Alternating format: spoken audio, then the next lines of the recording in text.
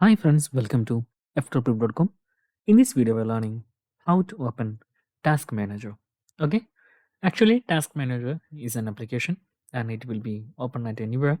We can simply open that by using a shortcut Ctrl Shift plus Escape. Ctrl Shift Escape. Press this three button at one time, then you will get a Task Manager. I will show you.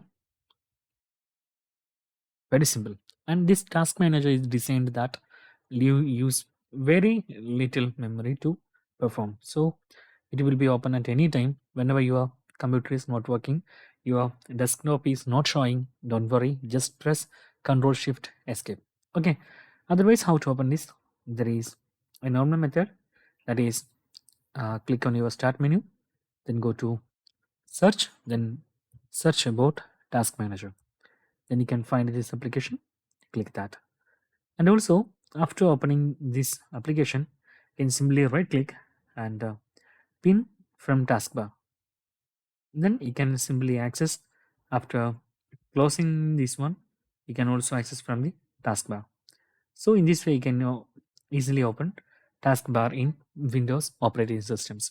I'm using Windows 11, so that's guys very simple tutorial.